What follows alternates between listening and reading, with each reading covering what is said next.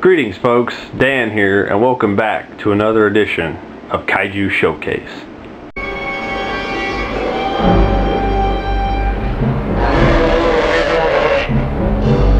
Today we're going to be taking a look at the Ultraman Kaiju Gesura, specifically the Showa iteration. This toy was released by Bandai in June of 1992, and it was the only time that the Showa Gesura was released by Bandai in this scale. And let's talk about the figure here.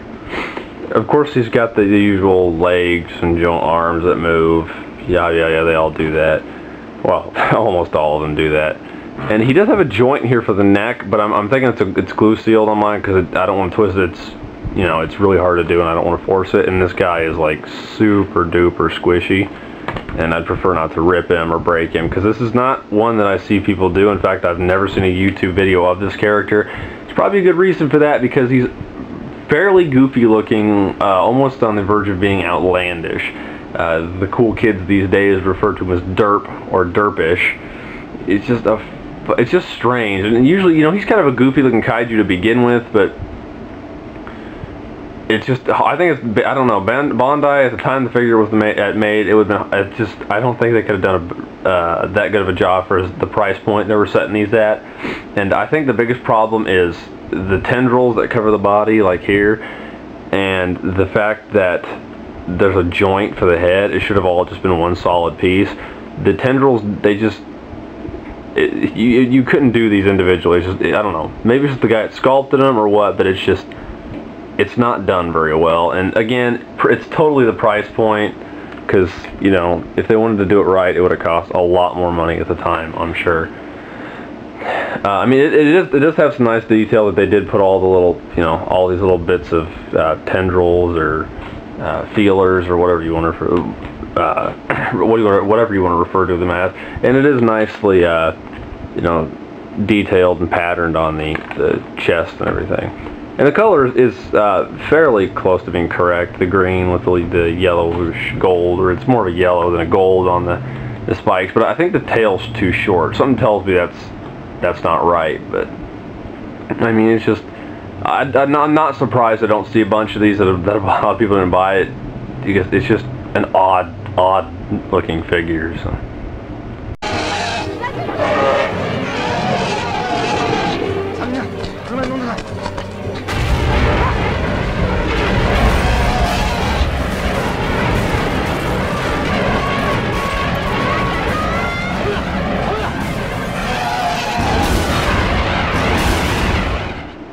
Let's talk a little bit about the character, Gesura.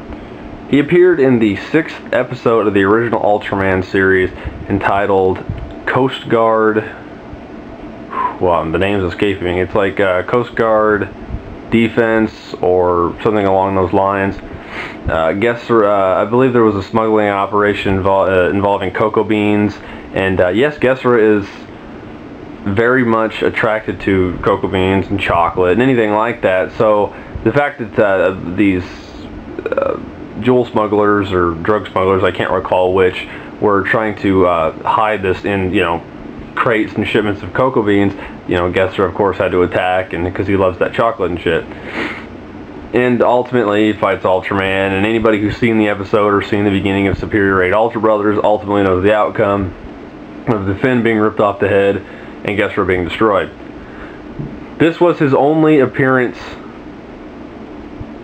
period. And I'm going to tell you, most people are going, oh wait, no, there's a Superior 8 Ultra Brothers, he was in that, and Ultra Galaxy Legend, the movie. And I was like, no, not to me, it wasn't. This is the only appearance of Showa Gesura, unless he was in Ultra Fight, which I don't believe he was, but this is the only appearance of Showa Gesura, because in my mind, the King Gesura that appeared in Superior 8 Ultra Brothers in the suit was ultimately used again in Ultra Galaxy Legend as an entirely different monster, because though they are very similar, they're altered enough to not look the same, and they were given the King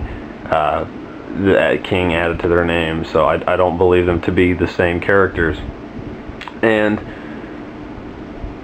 if my research is correct, and if any of you out there, please correct me if I'm wrong, Gesura's suit is actually a modified version of the Kaiju suit, or the Kaiju Peter, which was in Ultra Q, and he was kind of a sea monster, I believe. I've never seen the episode, but I've seen images of Peter, and I'm pretty sure it was in, I know he's in Ultra Q, and I'm pretty sure that's how it worked.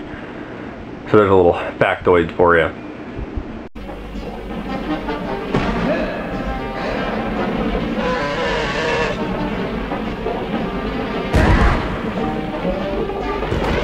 Now the purchasing portion of it, as I said, I don't see these very often. I got mine for around 10 bucks, and of course the tag's in very nice condition on mine, but this was for my buddy in Japan. On eBay, I don't see them very often, and usually when I do, they're kind of pricey. I usually see them hovering between $20 to $40, sometimes more, depending if they have the tag or not. I wouldn't be, I don't know, I mean, if you really want to guess, this one's kind of a goofy looking fucker, but I don't know. If you really want it, I mean, you're gonna have to spend a little more for it. I only did it because it was a really good deal, but I plan on getting a Gesura anyway, so I really probably would have paid $20–25 for it with a tag. And if you're interested, yes, like I said, this was only released in June of '92. The next Gesura was released for Super 8 Ultra Brothers, which was in September of 2008, and that is also getting very hard to find. But if you want a more accurate, screen accurate mold, I'd go with the King Gesura. Unless you just really like Showa Gesura, then you might have to browse around a little while. Yahoo Auctions might be your friend for that one. To summarize here, Gesura is a very cool kaiju that I believe is maybe getting more popularity because of his appearance in Superior 8 Ultra Brothers, as opposed to his very first appearance.